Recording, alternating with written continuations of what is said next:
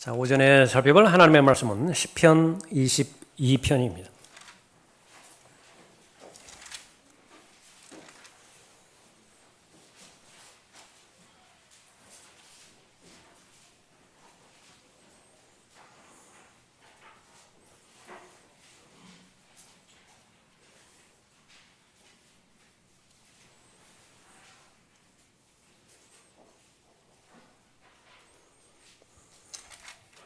시편 22편 1절부터 5절까지 받들어 읽겠습니다.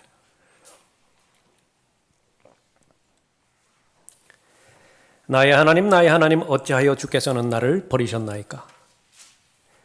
어찌하여 나를 돕지 아니하시며 나의 신음하는 말들을 멀리 하시나이까? 오 나의 하나님, 내가 낮 동안에 부르짖으나 주께서 듣지 아니하시며 밤 동안에도 내가 잠잠하지 아니하나이다. 이스라엘의 찬양 가운데 거하시는 오 주여, 주는 거룩하시나이다. 우리 조상들이 주를 신뢰하였고 그들이 신뢰하였기에 주께서 그들을 구하셨나이다.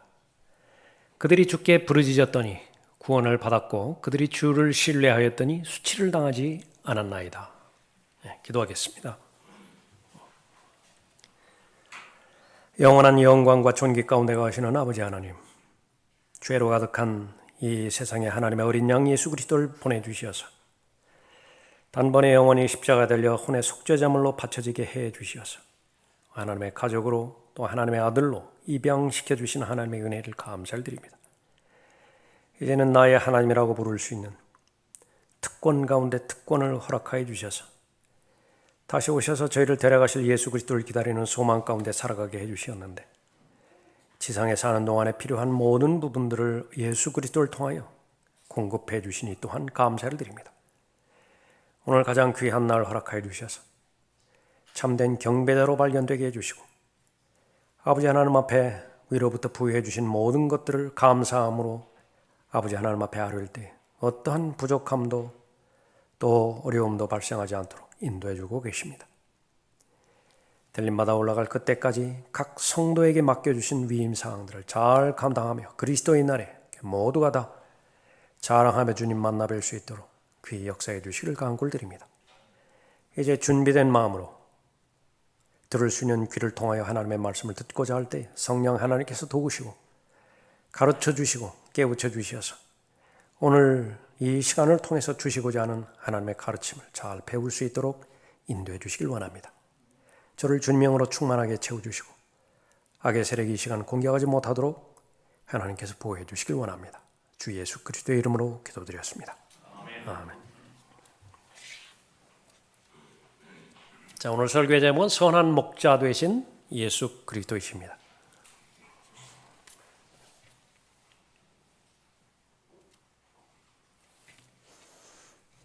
잃어버린 죄인을 양이라고 표현하셨죠. 예수님께서 목자로서 이 땅에 오셔서 목적을 가지신 것은 양들로 생명을 얻게 하시는 것이었습니다. 하나님의 생명이 하나님의 피에 있기 때문에 하나님의 피가 흘려짐으로 인해서 모든 죄인이 수혈을 받을 수 있습니다. 한 번만 받으면 돼요. 거기에는 하나님의 생명이 있는 것이죠. 동시에 예수 그리스도께서 원하시는 것은 풍성한 삶을 누리는 것입니다. 누리게 하는 것입니다. 그 풍성한 삶이 이 지상에서 끝나는 것이 아니라 다가오는 천년 왕국에서 그대로 유업으로 연결되어지기를 바라는 것이 바로 여러분의 목자이신 예수 그리스도께서 여러분을 위해 가지고 있는 마음이요 목적이기도 하죠. 성도의 의무는 무엇입니까? 예수 그리스도를 잘 아는 것입니다. 양인 우리들이 우리를 구원해 주시고 친히 보호해 주시고 필요를 공급해 주시며 또 다시 오셔서 우리를 데려가실 예수 그리스도를 기다리는 순간까지 우리를 눈동자처럼 보호해 주시는 예수 그리스도를 사랑하는 것입니다. 잘 아는 것이죠. 예수 그리스도를 사랑하는 그 사랑이야말로 지상에 사는 동안에 그리스도인이 해야 되는 모든 거룩한 의무들을 잘 감당하게 할 수 있는 것입니다. 헌신이 부담스러운 것은 예수 그리스도를 잘 모르기 때문이에요. 부활의 증인으로서 담대함이 늘 유지되지 못하는 까닭 역시 마찬가지로 예수 그리스도를 잘 모르기 때문에 그렇습니다. 예수 그리스도의 다시 오심을 기다리는 하나님의 부르심의 소망이 얼마나 위대하고 가치 있는 것인지 잘 모르기 때문에 그분의 오심을 잘 모르는 것이죠. 해결책은 무엇인가? 그분의 생각과 마음이 담겨 있는 하나님의 말씀을 있는 그대로 받아들이면 됩니다. 오늘 우리가 읽은 시편 22편은요. 어떻게 보면 이 시편 중에서 이 성경 전체에 있어서 가장 암울한 그런 정서를, 그런 느낌을 주는 그런 장이기도 합니다. 너무 우울하고요. 너무 괴롭고 감당하기 힘든 장입니다. 그러나 하나님께서 예수 그리스도를 통하여 죄인들에게 생명을 주시기 위해서는 이 가장 깊은 어두운 이 죽음의 골짜기, 사망의 터널, 이것을 통과해야만 했던 것이죠. 예수 그리스도는 우리에게 선한 목자이심을 시편 22편을 통해서 알려주십니다. 여러분이 잘 알고 계시는 그 다음에 시편 23편, 분명하게 예수 그리스도께서 우리의 목자가 되시는 것을 잘 알 수 있죠. 시편 22편을 통해서 선한 목자로 보여주신 예수 그리스도는요, 요한복음 10장 11절에 있는 것처럼 자신의 생명을 내어놓아요. 선한 목자는 자신의 생명을 내어놓습니다. 그 다음에 이 23편에 있는 우리에게 있는 큰 목자라고 히브리서 13장에서 말씀하시는 것이 부분이거든요. Great Shepherd. 비교할 만한 다른 목자가 없습니다. 모든 위험과 어려움으로부터 지켜주시는 것은 물론이고 매일매일마다 푸른 초장으로 인도하시는 분이시죠. 지금 상황은 전쟁 중이에요. 그 전쟁 중에서 적들의 코앞에서 풍성한 식탁을 마련해 놓으시고 풍성한 삶을 잘 살 수 있도록 해주시는 것이죠. 그런 삶이 지속되다가 그 다음에 해당되어지는 시편 24편이죠. 시편 24편은 목자장이 되십니다. Chief Shepherd, Good Shepherd, 선한 목자. Great Shepherd, 위대한 목자죠. 큰 목자예요.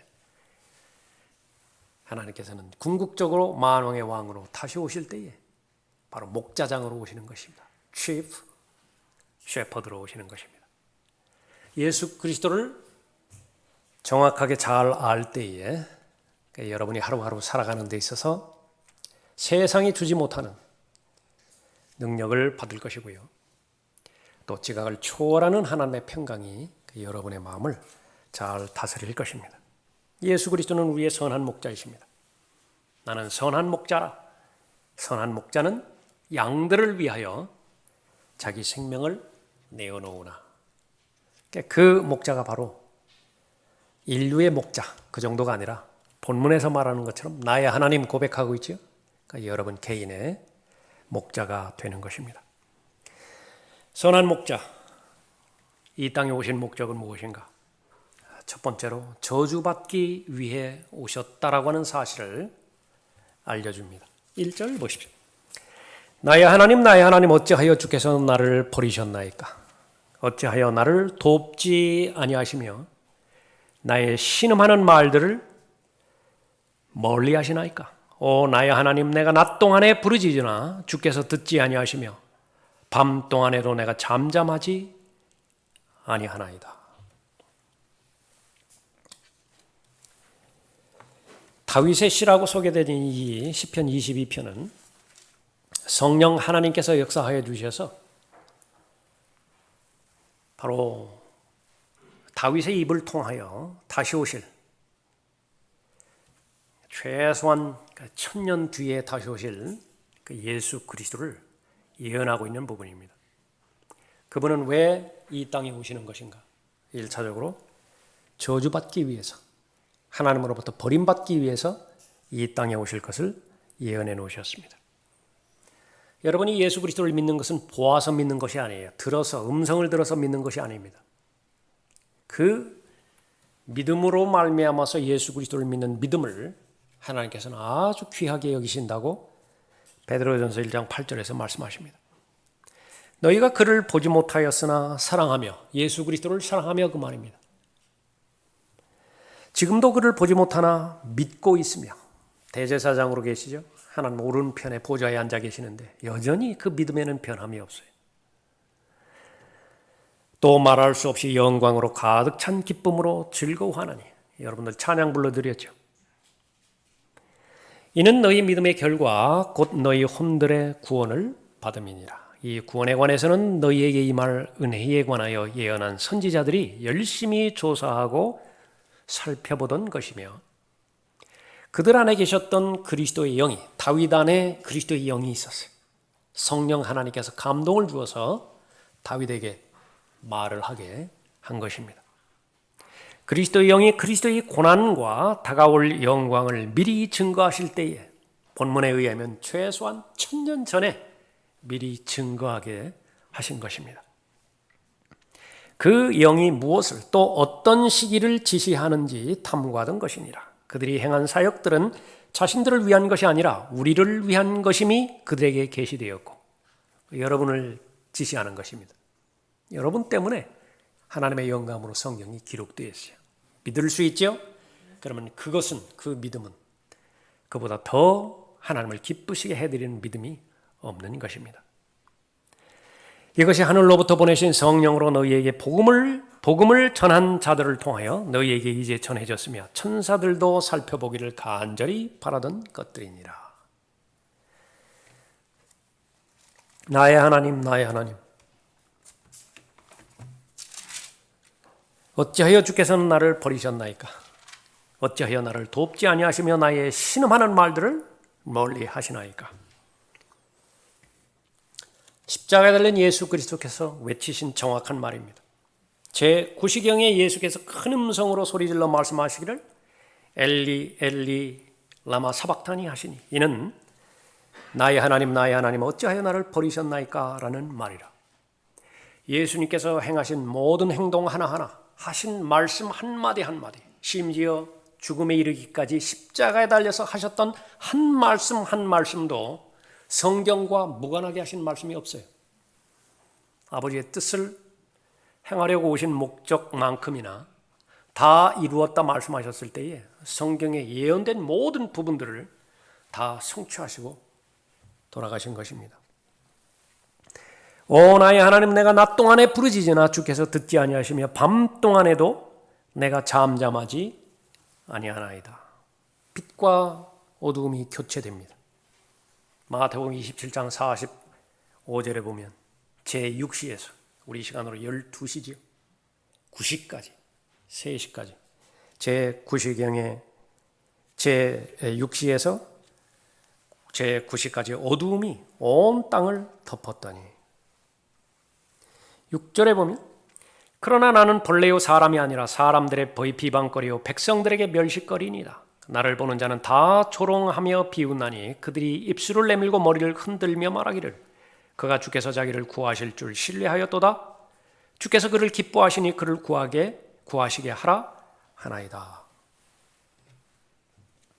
주변에 있는 모든 사람들, 수칙 가운데 매달려 있는 예수 그리스도를 비난하고 조롱했던 사실을 알 수 있습니다.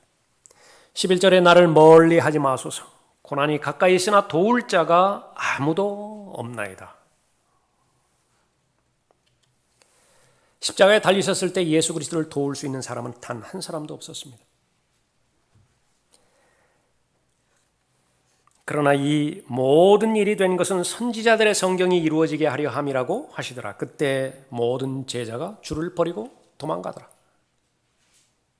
가장 가까이 있는 제자들마저도 도망갔습니다. 15절에 내 기력이 질그릇 조각같이 말랐으며 내 혀는 이틀에 붙었나이다. 또 주께서 나를 사망의 진토 속에 두셨나이다. 목마르다 말씀하셨습니다. 왜 그 말씀을 하셨는가? 요한복음 19장 28절에서 명확하게 설명하기를 말씀하시기를 목마르다고 하시니 이는 성경이 이루어지게 함이라. 성령 하나님께서 기록하지 않으셨다고 한다면, 성령 하나님의 인도하심을 받은 그리스도인의 생애가 아니라고 한다고 한다면 설명이 불가능한 부분입니다. 16절에 개들이 나를 에워싸고 악인의 무리들이 나를 둘러쌌으며 그들이 내 손과 내 발을 찔렀나이다. 다윗과는 전혀 무관한 사건이, 다윗은 평생 동안에 손과 발을 찔려본 적이 없었기 때문에 그렇죠. 십자가에 못 박았죠. 옷들을 제비 뽑아 나누었습니다. 그러한 모든 부분들도 우연이 된 것이 아니라 마태복음 27장 35절에서 설명하기를 선지자들을 통하여 말씀이 이루어지게 하는 것이라고 기록하고 있습니다. 그들 중에서 나의 옷들을 나누고 또 나의 속옷을 놓고 제비 뽑나이다라고 하신 말씀이 이루어지게 하려 함이더라. 그 말씀이 어디 있습니까? 18절에 있죠. 그들이 그들 가운데서 내 겉옷을 나누고 내 속옷을 제비 뽑노이다 말씀하고 있습니다. 저주받기 위해서 오신 예수 그리스도, 나의 하나님 나의 하나님 주께서 어찌하여 나를 버리시나이까? 어찌하여 나를 돕지 아니하시며 나의 신음하는 말들을 멀리 하시나이까? 예수 그리스도는 완벽한 인간으로 이 땅에 오신 하나님이세요. 십자가에 달렸을 때는 전혀 하나님이 아니십니다. 여러분과 똑같은 사람으로서 단 한 가지 차이라고 한다면 죄가 없으실 뿐이에요. 십자가에 달리셨는데 모든 사람이 경험하는 것처럼 하나님이 더 이상 관여를 안 하시는 것 같습니다. 얼마나 답답하죠? 얼마나 고립되어 있습니까? 계속 부르짖을 수밖에 없습니다. 나의 하나님, 나의 하나님. 버림받은 거부감만큼이나 사람을 좌절시키는 것이 없습니다. 그때까지는 이는 내 사랑하는 아들이요 그 안에서 내가 매우 기뻐하노라. 언제까지든지 하나님께서 함께 하셨는데 그 십자가에 달리신 순간에는 하나님께서 버리신 거예요. 그러나 성령 하나님께서 역사하실 때에 그 십자가의 의미를 예수 그리스도를 통하여 다시 한번 인식시켜 주시는 것이죠. 히브리서 12장 2절에 의하면 십자가의 고통을 인내하신 까닭은요, 앞을 내다보신 것이에요. 즐거움을 위하여 십자가를 견디셨다 말씀하고 계십니다. 그리고 우리 믿음의 창시자의 완성자이신 예수를 바라보자. 그는 자기 앞에 놓인 즐거움을 위하여 십자가를 견디시고 수치를 개의치 아니하시더니 하나님의 보좌 오른편에 앉으셨느니라. 성령 하나님께서 광야로 예수 그리스도를 이끄셔서 시험받게 하셨습니다. 성령 하나님의 인도하심 가운데서 십자가에까지 오게 해 주셨고, 마찬가지로 성령 하나님의 동일한 능력 가운데서 예언대로, 성경의 예언대로 셋째 날에 부활하셨어요. 그 동일한 성령께서 예수 그리스도를 받아들이는 모든 사람에게 다 역사하는 것입니다. 그 특권은 무엇입니까? 예수님의 기도예요. 3절에 보십시오. 이스라엘의 찬양 가운데 거하시는 오 주여 주는 거룩하시나이다. 지금 십자가에서 버림받았다고요. 이것이 지금 닥친 현실이지만은 그러나 하나님의 언약이 있고 하나님의 약속의 말씀이 있습니다. 심지어는 세상의 기초가 놓이기 이전에 아버지와 아들과 성령 하나님께서 결정하신 하나님의 계획이 있어요. 아담이 창조되기 전에도 아담 그 사람은 죄를 범할 것인데 그 범한 죄를 어떻게 해결할 것인가? 그것은 바로 삼위의 두 번째 위격이신 예수 그리스도께서 하나님의 어린 양으로 이 땅에 내려가시기로 그렇게 결정되신 것입니다. 그것을 잊지 않으신 거예요. 찬양하시며 오 나의 하나님 내가 낮 동안에 부르짖으나 3절이죠. 이스라엘의 찬양 가운데 거하시는 오 주여 주는 거룩하시나이다. 우리 조상들이 주를 신뢰하였고 그들이 신뢰하였기에 주께서 그들을 구하셨나이다. 그들이 주께 부르짖었더니 구원을 받았고 그들이 주를 신뢰하였더니 수치를 당하지 않았나이다. 말씀하고 있습니다. 하나님께서 나를 버리셨다라고 그렇게 생각되어지고 여겨질 뿐만 아니라 그것이 내일 모레 계속 변함이 없을 것 같아요. 가장 고통입니다. 그 고통 가운데서 예수 그리스도를 통해서 알 수 있는 사실은요, 한 걸음 뒤로 물러나라는 것이, 현실에만 몰두하라 하지 말라는 것입니다. 시편 42편 5절에서 오 내 혼아 어찌하여 내가 낙담하느냐, 내가 나에게 말하는 거예요. 여러 번 말씀드렸죠. 여러분은 그렇게 말할 수 있어야 됩니다. 생각만 하지 말고요, 음성을 내서 소리를 내서 말씀하십시오. 언제요? 거부당했다고 생각했을 때, 하나님께서 나를 버리셨다라고 그렇게 여길 때, 오 내 혼아 어찌하여 내가 낙담하느냐, 어찌하여 내가 내 안에서 불안해하느냐. 너는 하나님을 바라라. 믿음의 창시자요 완성자이신 예수를 바라보라. 그분이 어떻게 십자가를 견디셨는지, 그의 얼굴의 도우심으로 내가 여전히 그를 찬양하리라. 내 안에 계시는 성령 하나님께서 내가 거부당했다고 느꼈을 때에 나를 도우시는 중보자로서 하시는 역할이 있습니다. 이와 같이 성령께서도 우리의 연약함을 도우시나니, 우리의 연약함 무엇이죠? 이제 끝났어. 여기까지. 또 자포자기하는 것은요, 지금까지 내 생애를 인도하신 것만으로도 하나님 앞에 감사를 드려. 하나님께서는 하실 만큼 하셨어. 그러나 여기까지 마지막이야. 가장 연약할 때죠. 좌절할 때예요. 낙담할 때예요. 그러나 히브리서 12장 2절에서 그렇게 예수 그리스도를 바라보라고 했던 것은 낙담하는 자들 때문에 그래요. 좌절하고 낙심하는 자들이 다시 한번 용기를 얻게 할 목적으로 바라보라는 것입니다. 이와 같이 성령께서도 우리의 연약함을 도우시나니 이는 우리가 마땅히 기도해야 할 것을 알지 못하나 성령께서 친히 말할 수 없는 신음으로 우리를 위하여 중보하시기 때문이라. 여러분 마음 가운데서 말씀 떠올리게 할 것이라고요. 여러분의 양심을 통해서, 여러분의 생각을 통해서 정상적인 생각을 자극하실 것이라고요. 그것은 성령께서 넣어주시는 생각이에요. 그러니까 붙드셔야 됩니다. 그러면 이기는 것이, 성령께서는 계속 여러분을 격려하실 것이라고. 그 기도를 하라고. 그 말씀을 주장하라고. 예수 그리스도께서 십자가 달려 고난 당하셨을 때에, 버림받기 위해서, 저주받기 위해서 이 땅에 오셨을 때에 결코 좌절하지 않고 낙담하지 않은 것은 무엇이었다고요? 자기 앞에 놓인 즐거움을 위하여 십자가를 견디셨다 말씀하고 있는 것입니다. 이사야 53장 11절에서 그가 자기 혼의 고통을 보고 만족하게 되리라. 나의 의로운 종이 자기의 지식으로 많은 사람을 의롭게 하리니 이는 그가 그들의 죄악을 담당할 것임이라 말씀하고 있습니다. 예수 그리스도는 우리의 선한 목자이십니다. 선한 목자가 하시는 일은 자신의 생명을 내어놓는 것이에요. 왜 자신의 생명을 내어놓으시는 건가?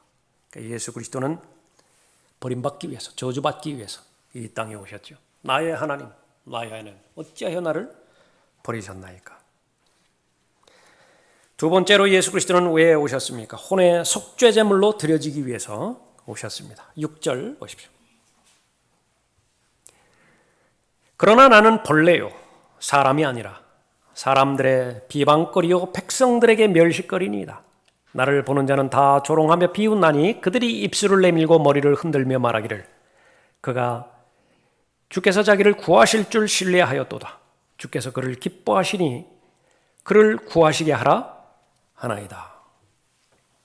버림받은 것만으로도 고통스러운 것인데 지금까지 나는 간증이 있었다고요. 하나님의 사람이라고 하는 간증이 있습니다. 그러나 어느 순간에 모든 것들이 다 무너져 버렸어요. 갑자기 하나님과 무관한 사람으로 그렇게 밝혀졌습니다. 몇몇 사람들만 아니라 전체가 다 하나님으로부터 버림받은 사람이라고. 욥은 당대의 가장 의로운 사람이었었죠. 하나님께서 인정하시는 하나님의 사람이었습니다. 그러나 욥이 이 지상의 삶을 살아가는 데 있어서 하나님께서 부여해 주신 목적이 있습니다. 그것은 바로 하나님과 마귀와의 전쟁 가운데서 아무리 극심한 환경으로 몰아간다 하더라도 하나님을 사랑하는 그 사랑하는 마음으로 인해서 자신의 믿음을 잃어버리지 않는 사람이 실존한다라고 하는 것을 보여주는 것이었죠. 욥의 어려움 가운데 또 하나는요, 자신의 아내를 포함해서 가장 친한 친구들의 주장을 통해서 밝혀진 것은 너는 이제 하나님의 사람이 아니라고, 하나님으로부터 버림받았다고. 지금까지는 하나님께서 보호해 주셔서 복을 누렸지만은 그러나 가장 극심한 죄악, 숨겨진 죄악이 우리는 모르지만은 너와 하나님 사이에 그것이 드러난 것이라고, 버림받은 것이라고. 얼마나 그 고통이 심했겠습니까? 예수 그리스도께서 자신을 벌레라고 말씀하시죠. 이것은 문자 그대로의 벌레를 말하는 것입니다. 뱀이라고도 말씀하시죠. 요한복음 3장 14절에서 모세가 광야에서 뱀을 들려 올린 것 같이 인자도 들려 올려져야만 하리니, 그렇게 말씀하고 있습니다. 요한복음 3장 14절에서는 자신을 뱀이라고 말씀하시고요, 시편 22편에서는 자신을 벌레라고 그렇게 말씀하고 있습니다. 사람이 온 세상을 얻고도 자신의 혼을 잃는다면 무슨 유익이 있겠느냐? 또 사람이 자기 혼을 무엇과 바꾸겠느냐? 사람의 혼의 운명을 말하는 것인데, 허물과 죄들 가운데서 죽은 채로 태어난, 영이 죽은 채로 태어난 사람, 죄인으로 생애를 시작하죠. 마귀의 자녀로서, 진노의 자식으로서 인생을 시작하는 것입니다.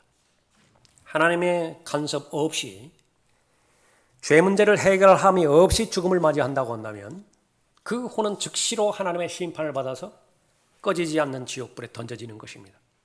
마가복음 9장 44절, 46절, 48절에서 지옥을 설명하면서 벌레도 죽지 않는다고 말씀하셨는데, 그 앞에 중요한 말이요, 그들의 벌레예요. 그냥 벌레가 아니라 말이죠. 그러니까 그 벌레는 본래 사람이에요. 사람의 벌레라고 말이죠.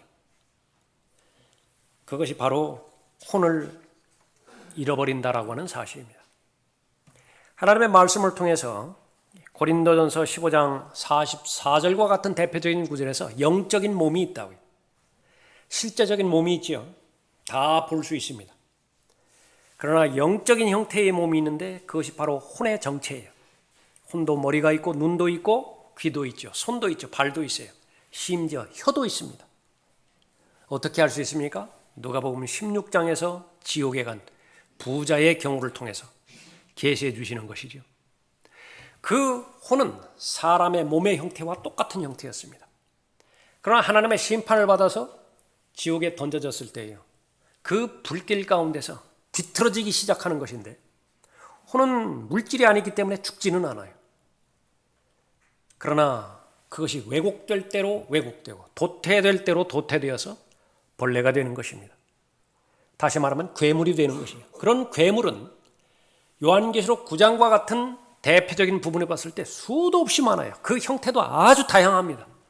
그러나 모두가 다 동일한 공통점은 벌레요, 뱀이에요. 벌레와 뱀의 아비는 용이기 때문에 그렇습니다. 마귀 자신이기 때문에 그래요. 구원받은 하나님의 자녀들은 궁극적으로 예수 그리스도께서 다시 오실 때에 모두가 아버지를 닮습니다. 요한일서 3장에서 빌립보서 3장에서 천한 몸, 악한 몸, 죽을 몸, 썩을 몸, 여러분이 지금 입고 있는 그 몸이지요. 그 몸을 다 벗어버리래요. 그 벗어버리고 나서 예수 그리스도의 영광스러운 몸으로 다 변모되는 것입니다. 아버지의 형상, 또 예수 그리스도와 일치되어지는 것입니다. 아버지를 닮는 것이에요. 구원받지 못한 혼은 자신의 아비인 마귀를 닮아갈 것이라고요. 그래서 벌레가 나오고, 그래서 뱀이 나오고 용이 나오는 것입니다. 예수 그리스도는 왜 이 땅에 오셨습니까? 혼의 속죄제물로 드려지기 위해서 이 땅에 오신 것입니다. 그가 자기 혼의 고통을 보고 만족하게 되리라. 나의 의로운 종이 자기의 지식으로 많은 사람을 의롭게 하리니 이는 그가 그들의 죄악을 담당할 것입니다. 궁극적으로 죄인이 의인이 되게 될 텐데 그 과정이 반드시 필요합니다. 무엇인가요? 예수 그리스도께서 그 모든 죄인들의 죄악을 담당해야 되는 것입니다. 그러므로 내가 위대한 자와 더불어 한 몫을 그에게 나누어 줄 것이며 그가 강한 자들과 더불어 탈취물을 나눌 것이니 이는 그가 자기의 혼을 부어 죽음에 이르게 하였으며 또 그는 범죄자들과 더불어 헤아림을 받았으나 그가 많은 사람들의 죄를 지며 범죄자들을 위하여 중보를 하였습니다. 이사야 53장 11절 이후의 말씀입니다. 자기의 혼을 부어 죽음에 이르게 하였다 말씀하고 있습니다. 예수 그리스도께서 십자가에서 달려 죽으셨을 때에 뱀같이 된 거예요. 지하세계로 내려가 혼의 고통 가운데 처했을 때 십자가에 달려서 목마르다 말씀하셨죠.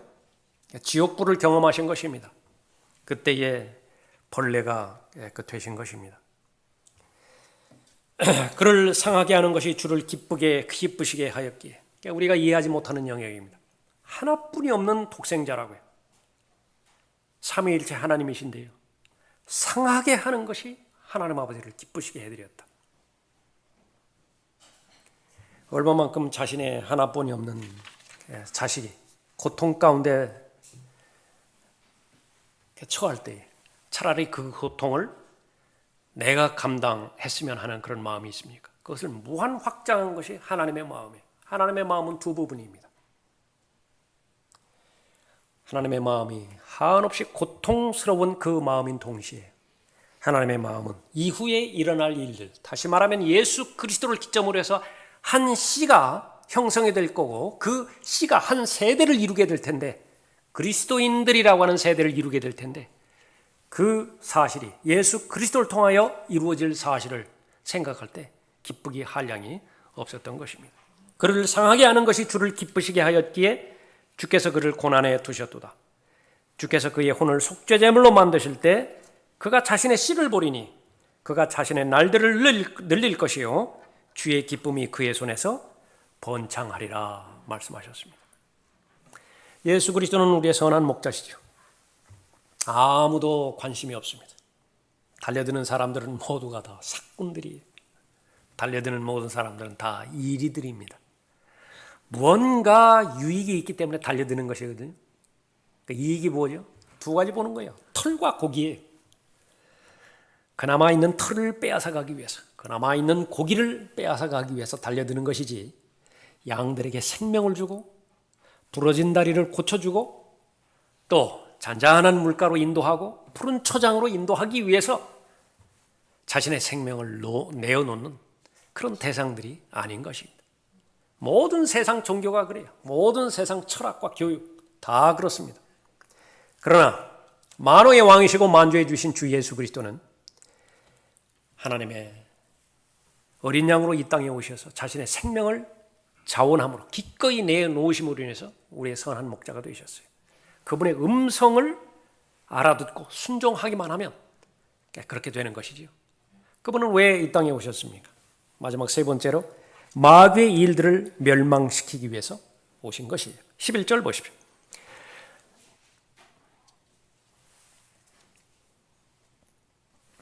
나를 멀리하지 마소서. 고난이 가까이 있으나 도울 자가 아무도 없나이다. 많은 황소가 나를 에워싸고 바산의 힘센 황소들이 나를 둘러싸았나이다. 그들이 내게 입을 벌림이 마치 찢고 울부짖는 사자 같나이다. 내가 물같이 쏟아졌으며 나의 모든 뼈는 어그러졌고 내 심장은 밀초 같아서 나의 내장 가운데서 녹았나이다. 내 기력이 질그릇 조각같이 말랐으며 내 혀는 이틀에 붙었나이다. 또 주께서 나를 사망의 진토 속에 두셨나이다. 개들이 나를 에워싸고 악인의 무리들이 나를 둘러쌌으며 그들이 내 손과 내 발을 찔렀나이다. 내가 내 모든 뼈들을 셀 수 있으니 그들이 나를 보며 쳐다보나이다. 그들이 그들 가운데서 내 겉옷을 나누고 내 속옷을 제비 뽑나이다. 갈보리 십자가에서 달리셨을 때 일어났던 모든 일들을 구체적으로 상세하게 설명하는 부분이죠. 황소가 나오고 바산에 힘센 황소들이 나오죠. 이것은 예수님 당시의 서기관들, 예수님을 죽이기에 작당했던 사두개인들, 바리새인들에 대한 언급입니다. 개들이 나오죠. 로마의 군사들을 말하는 것입니다. 예수님께서는 끊임없이 이러한 대상들에 대해서 독사들이라고 말했습니다. 뱀들이라고 말했죠. 독사들의 세대라 그렇게 언급하고 있습니다. 울부짖는 사자, 여러분들은 친숙한 표현일 것입니다. 베드로전서 5장 8절을 안다고 한다면 십자가에 달렸을 때에 어느 의사가 자신의 관점에서 그 고통에 대해서 설명한 부분입니다. 십자가에 달리기 전에 거의 반 죽음을 경험하게 되죠. 자기 십자가를 가지고 형장까지 메고 가야 되니까 예수님 당시에는요, 그 십자가를 들 기력조차 없으셨어요. 다른 사람이 대신 들어줘야 됐잖아요. 십자가가 땅 위에 눕혀질 때 모든 체력을 소진한 죄인은 십자가 나무에 등을 심하게 부딪히는 것으로부터 고통의 그 시작이 되는 것입니다. 그 못은 커다란 각진 못이죠. 둥근 못이 아니고 각진 못입니다. 손목을 관통시켜서 나무 깊숙이 박습니다. 정맥 신경을 압박함으로 인해서 거의 혼절할 상태라고 합니다. 손목을 타고 전해지는 불에 타는 고통으로 인해서 머리는 터질 것 같다고 하고요. 두 발바닥의 장심을 못이 관통을 합니다. 그 발바닥은 온 체중을 가중되는 고통과 더불어서 감당을 해야 됩니다. 몸을 추스릴 수도 없고 온몸의 체중을 양 발이 감당을 해야 되는 것입니다. 다리 뼈들 사이에 신경이 찢어졌기 때문에 타는 듯한 고통을 느낀다고 합니다. 끊임없이 심한 경련을 일으키는 팔 근육이 딱딱하게 뭉쳐지고요. 그로 인해서 구토가 유발됩니다. 심장을 박동치게 하는 고통을 겪음으로 인해서 숨쉬기가 힘들어진다고 합니다. 공기는 폐로 들어갈 수는 있지만 내쉬지는 못합니다. 작은 숨이라 하더라도 들여 마셨다가 내쉬기 위해서는 자신의 몸을 들어 올려야 되는데 그 숨 한숨조차도 자신과의 극심한 싸움이라고 말합니다. 그러나 이 고통이 언제까지 지속될 것이냐 알지 못하는 그 공포가 또 하나의 고통이라고 말합니다. 간헐적으로 일어나는 질식을 경험하게 되고요. 거친 나무를 위아래로 추스릴 때마다 거친 가시의 덩어리가 찢겨져야 되는 것입니다. 가슴의 심막이 혈청으로 채워지고 그로 인해서 폐부를 찌르는 고통이 더 가해집니다. 심장은 더욱더 압박되어지고요. 점점 소실되어가는 조직액의 부족으로 인해서 피를 채우려는 심장의 마지막 몸부림으로 차라리 공포로 그 고통이 변한다 그렇게 그 말을 합니다. 이것이 육체의 고통이에요. 그러나 이 육체의 고통은 예수님께서 이미 알고 계셨어요. 겟세마네 동산에서 이 잔을 비켜가게 하실 수 있으면 제해하시려고 했던 것은요, 혼의 고통과 영의 고통이었습니다. 예수 그리스도께서는 수많은 사두개인들과 바리새인들을 대제사장을 대했을 때에 그 사람들을 직시한 것이 아니라 그 사람들 뒤에 있는 단 하나의 거의 완벽무구한 존재를 대하기도 했었는데 그것이 바로 마귀였어요. 주 하나님께서 나를 도우시리니 그러므로 내가 부끄러워할 것이 아니며 내가 내 얼굴을 부싯돌같이 하였으니 이는 내가 수치를 당하지 않을 줄을 아노라. 나를 의롭게 여기시는 이가 가까이 계시니 누가 나와 다투겠는가? 이사야 50장 7절 이후의 말씀인데 십자가에서 우주 전체를 통틀어서 가장 강력한 챔피언을 지금 링 안으로 불러들였고요. 예수 그리스도는 가장 기진맥진한 상태에서 둘이 맞붙어 싸우는 것이 상대가 되지 않죠. 이 그림을 예표한 것이 누가복음, 마태복음 4장에서 광야에서 시험받는 예수 그리스도예요. 40일 동안 금식하시고 나서 마귀와 더불어서 대면하는 것입니다. 그때는 말씀으로 이기셨죠. 지금은 이제는 마지막입니다. 나를 의롭게 여기시는 이가 가까이 계시니 누가 나와 다투겠는가? 우리가 함께 서자. 누가 나의 대적인가? 그를 내게 가까이 오게 하라. 예수님께서 도전하신 것입니다. 가까이 오게 하라. 보라, 주 하나님께서 나를 도우시리니 나를 정죄할 자가 누구랴? 보라, 그들은 모두 옷처럼 낡아질 것이요 좀이 그들을 먹으리라 말씀하고 있습니다. 예수 그리스도께서 개인적으로 마귀를 대적하시는 것입니다. 궁극적으로 예수 그리스도는 십자가에서 승리하셨죠. 우리를 거스르고 대적한 손으로 쓴 법령을 지워버리고 또 그것을 그의 십자가에 못 박아 없애셨으며 정사와 권세를 벗겨내어 그것들을 공개적으로 나타내시고 십자가로 그들을 이기셨느니라. 예수 그리스도께서 이 땅에 오신 목적은 마귀의 일들을 멸망시키기 위해서 오신 것입니다. 어떻게 마귀의 일들을 멸망시켜야만 되는 것인가? 예수님 자신이 마귀가 되어야 돼요.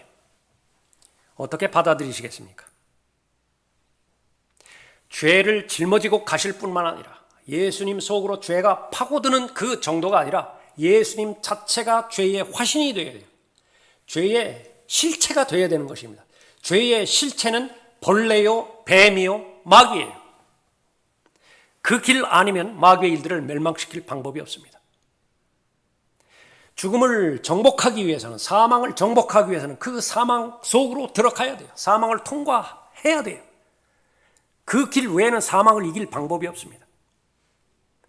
그 사망의 원인은 죄 때문이기 때문에 이 죄의 화신이 십자가에서 예수 그리스도는 그렇게 되신 것입니다.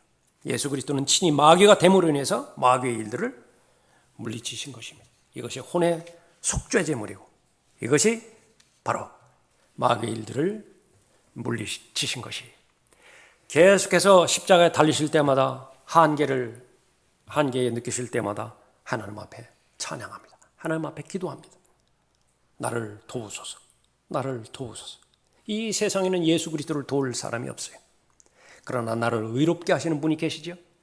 빌립보서 2장 5절부터 11절까지 봤을 때요, 예수 그리스도를 가장 낮은 곳까지 내려보내신 아버지 하나님께서 어디까지 내려보내시나요?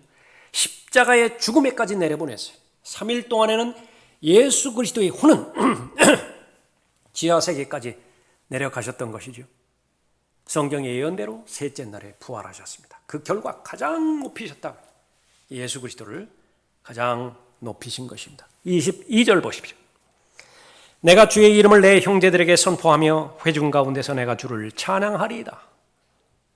모든 고난을 다 통과하시고 고통을 다 통과하시고 부활의 기쁨을 노래하는 찬양하는 부분입니다. 주를 두려워하는 너희여 그를 찬양하라. 너희 야곱의 모든 씨들아 그를 영화롭게 하라. 너희 이스라엘의 모든 씨들아 그를 두려워할지어다. 이는 그는 고통받는 자의 고통을 멸시하거나 증오하지 않으셨고 그의 얼굴을 그에게서 숨기지도 않으셨으며 그가 부르짖을 때에 들으셨습니다. 큰 회중 가운데서 나의 찬양이 주께 있으리니 나는 주를 두려워하는 자를 앞에서 나의 소원들을 갚으리라. 온유한 자는 먹고 만족할 것이요 주를 찾는 자들은 그를 찬양할 것이니 너희 마음이 영원히 살 것이라. 그리스도인은 그리스도인대로 하나님을 찬양하고 부활하신 메시아를 찬양한다. 유대인들은 유대인들대로 회복된 이스라엘의 경륜을 통해서 찬양할 것입니다. 이방인들 동일하게 예수 그리스도를 찬양할 것이에요. 천년왕국입니다. 다 이루었다 말씀하셨죠. 예수 그리스도는 죽기 위해서 오셨고 저주받기 위해서 오셨고 버림받기 위해서 오셨습니다. 그분께서는 사람이 할 수 없는 일을 하신 것이죠. 죄의 화신이 되셨습니다. 뱀 자체가 되셨고 벌레 자체가 되셨어요. 그러므로 말미암아서 벌레가 될 수밖에 없는 죄인들을 그리스도의 영광스러운 모습으로, 영광스러운 몸으로 변모시켜 주시는 것이 로마서 8장에 의하면 영원롭게 하셨느니라 이미 끝났죠. 그러니까 여러분의 구원은 이미 이루어졌다고요. 다만 하나님의 타임 테이블, 하나님의 타이밍, 그러니까 그것만 기다릴 뿐이에요. 예수 그리스도를 여러분은 얼마나 많이 알고 계십니까? 예수 그리스도는 여러분의 선한 목자가 되십니까? 하나님의 음성을 들으셨다고 한다면, 순종하는 하나님의 자녀라고 한다면, 죄인이라고 한다면 모두가 다 그분의 양이 되는 것입니다. 다 이루었다.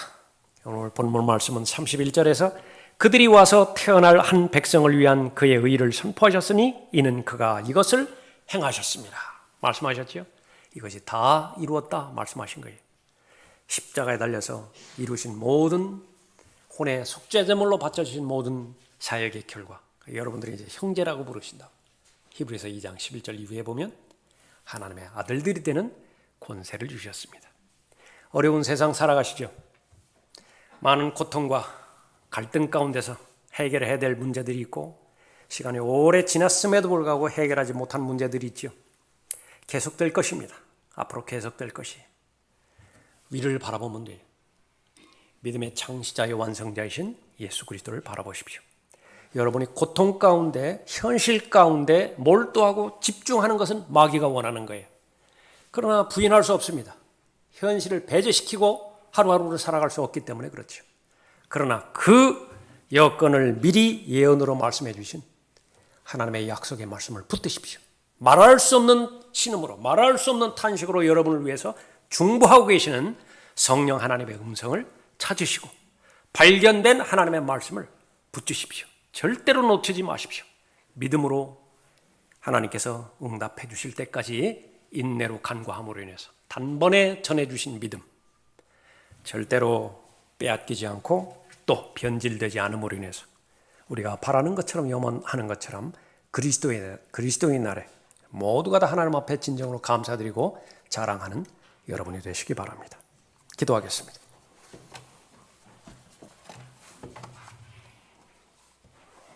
아버지 하나님,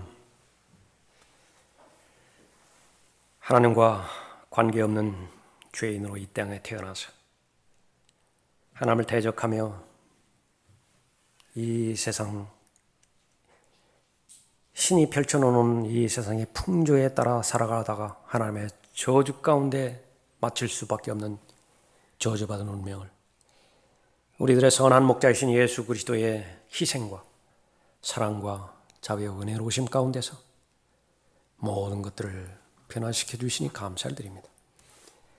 이 마지막 날들에 하나님의 은혜와는 무관한 삶을 살아가는, 자기 눈에 올바른 대로 자기 뜻에 결정한 대로 자기 길을 걸어가는 이 라오디케아 그 마지막 시대, 그러나 이 소수의 남은 자들을 허락하여 주셔서 하나님을 사랑하고 하나님을 두려워하고 또 믿음의 창시자여야 완성자이신 예수 그리스도만을 바라보며 살아갈 수 있도록 도우시는 은혜에 감사를 드립니다. 더욱더 베풀어 주신 은혜에 감사하는 하나님의 자녀들로 삼아 주셔서 얼마 남지 않은 이 지상의 삶 더 악해져 가고 더 타락해 가고 하나님에 대해서 모독만이, 하나님을 모독하는 그런 풍조만이 일삼는 이 세상 가운데서 빛의 역할과 소금의 역할을 잘 감당하는 하나님의 자녀들로 인도해 주시기를 간구를 드립니다. 주 예수 그리스도 이름으로 기도드렸습니다. 아멘. 다 같이 일어나시겠습니다.